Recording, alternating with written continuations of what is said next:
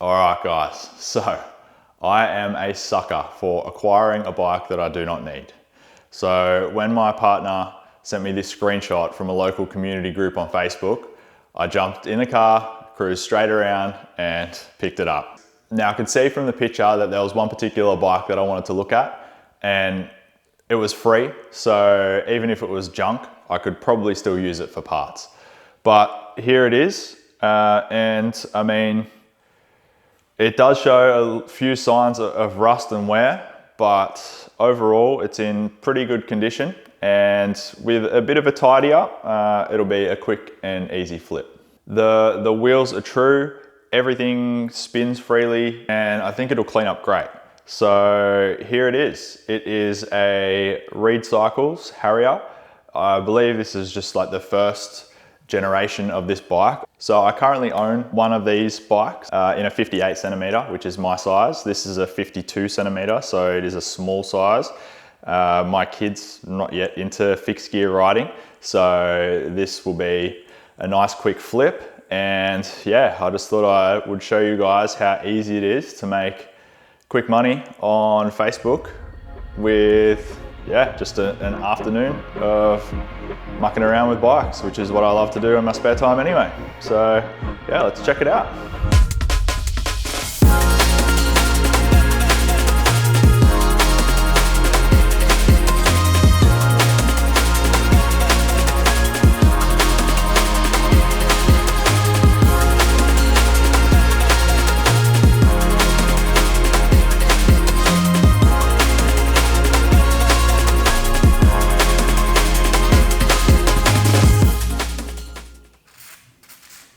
So as you can see from the state of the bike, a lot of the bolts are quite rusty. Nothing was really seized, but it's always a good bet to go around before you start trying to get nuts and bolts out, to just spray a little bit of penetrating oil just to make sure that you don't run into any issues. So I've just gone around and sprayed everything here, including the bottle cage bolts, the chainring bolts, pedals, wheel nuts, headset, even in all of the brake components were quite rusted out.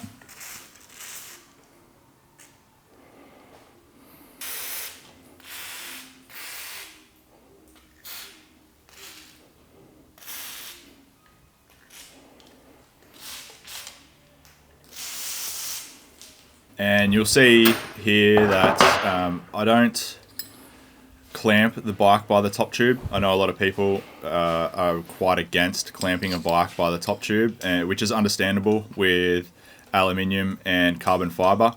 Steel, I don't have an issue with clamping the top tube. However, I know a lot of people dislike it. So here I've just got it resting in the clamp. You'll see a lot of my bikes at the start of my videos will be like this, and I just have them resting in the clamp. It's not actually clamped down, so it's just the same as picking your bike up by the top tube with your hand. I've just raised the seat tube up so I can clamp it properly. You can see the seat tube has a bit of rust in it. I'll clean that up towards the end of the project. I'll just wipe off this superficial stuff at the moment, but I'll pull the seat tube out later and clean out down the tube, give the seat post a bit better of a clean up as well.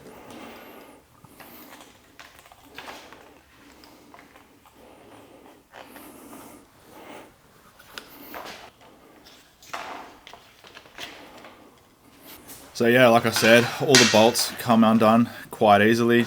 Right now I'm just stripping the wheels off, and then I'll go through, strip the brakes, pedals, and I'll leave the crankset in there. And the chain didn't have a link in it either, and I won't be replacing the chain, so I've just left that hang in place.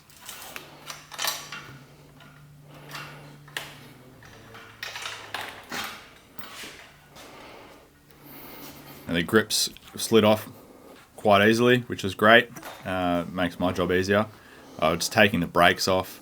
Some of the components in the brakes are a little bit rusty and look a little bit crap, so when I list it for sale, I'll offer to include the brakes with the sale, but they won't be fitted to the bike because they really depreciate from the look of the overall bike once they're installed.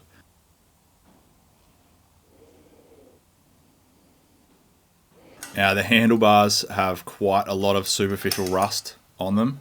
I'm just going to sand all that off, and yeah, just quickly paint them black to match the bike.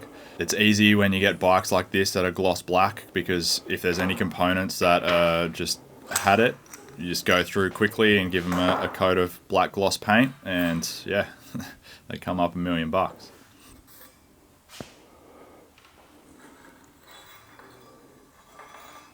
So you can see here, all inside the headset is just disgusting.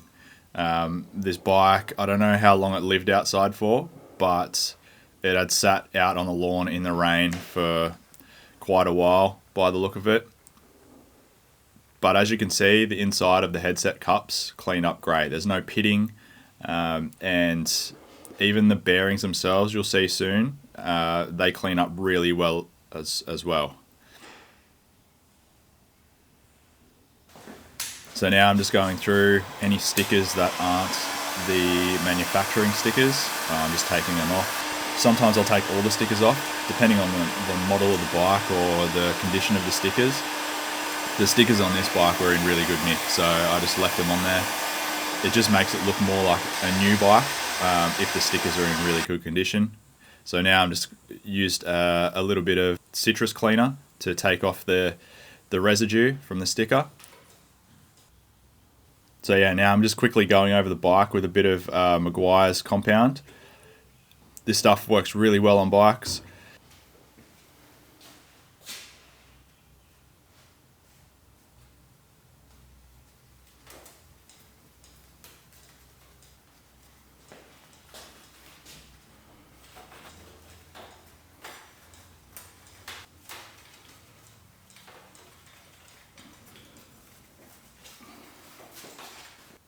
As you can see here, it's going to be a little bit of a before and after. So that's just wiping the dirt off, and is how it would come out if I had just given it a wash out the front. And now I'm just applying a little bit of the Meguiar's compound to a rag, giving them a quick wipe over, and now you'll see how much of a difference that makes just from a quick rub with the compound. So the whole bike has come up exactly like that, bar the scratches. Now you can also see here in the rim, the paint is like single stage. I don't think it has any clear coat on it. So I've just given them a quick polish and then brung the colour right back into the rims.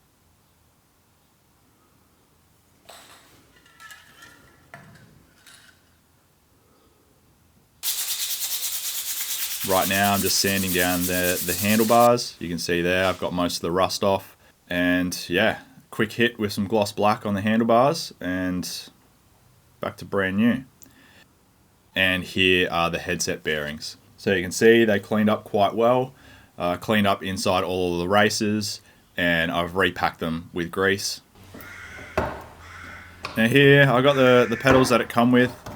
I just decided to pop the reflectors out. I was going to give them a bit of a sand and see if they sort of brightened up a bit, but they just look horrible. So I got a box of spare parts, pedals off other bikes. I was going to put on some metal ones with a cage, but I thought I would just go with these plastic ones that I had. They're SE bikes, plastic pedals. And then yeah, like I said, cleaned up the seat post as much as I could, and cleaned up inside the seat tube.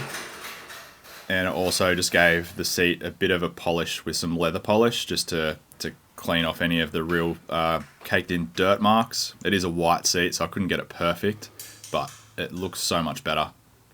Now you can already see the bike looks great. There's just a few little finishing touches, so just making sure the stem is straight, making sure all the bolts are tight, getting the handlebars in the correct position, so that way you can actually sort of bar spin on it if you're into that sort of thing.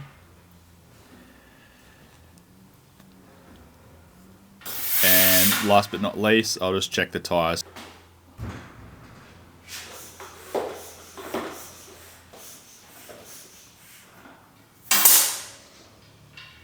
And this is just the junk that I was left with. I'll hand it over and we can check out the finished product. All right guys, so that's it. I didn't film too much of the reassembly. It's not so much a tutorial on how to dismantle and reassemble a bike. It's more what you can achieve within a couple of hours with just a bit of elbow grease. All up, it took me less than 2 hours to completely sort of revamp this bike and get it to how it is now, and that's including all the filming. So if you have the know-how, there's no reason why you couldn't achieve something like this within an hour. So you could technically pick one of these up if you could do it in the morning, flip it, and then sell it by the afternoon. I got this for free. I have only added the pedals to it. Apart from that, everything else is as it came on the bike. The tires are in really good condition. The tubes hold air. The wheels spin freely. The bottom bracket spins freely. The chain is a bit rusty. So, I mean, for whoever buys it, I would recommend it to them that they should buy a new chain, but it will be priced at a point where they can spend that extra $20 on a chain and it's not gonna break the bank. This bike will probably be listed for $50. I'll probably list it for $75, expecting to get about $50 for it.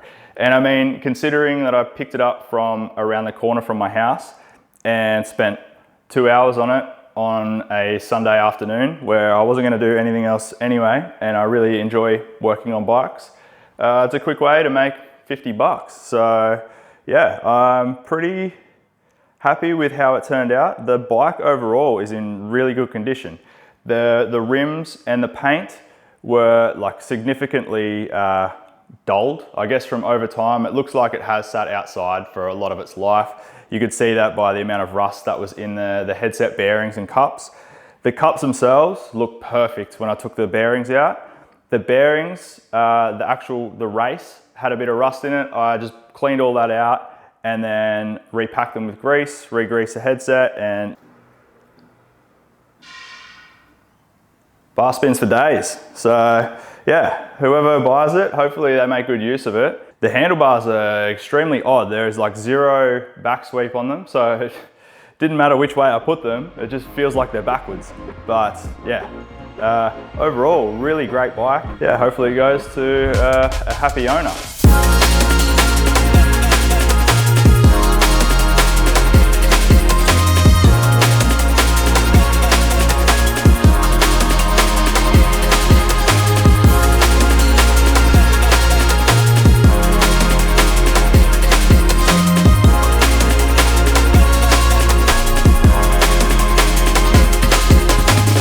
The main thing is, when you go to list something like this on Marketplace, is to get some quality photos. So, I mean, I could just stand it up here, take some photos, and probably get the same amount of money for it as I would if I went and took some proper photos of it, but it just looks better. You get more traction, you get more eyes on it, it will sell quicker, and the person who sees it will think that it has been well looked after because the owner has gone out of their way to take professional photos. This afternoon, once the sun goes down a bit, I'll just take it around the corner to the local car park there, which is pretty scenic, and yeah, grab some snaps, chuck it up on Marketplace, and we'll see how we can go with it.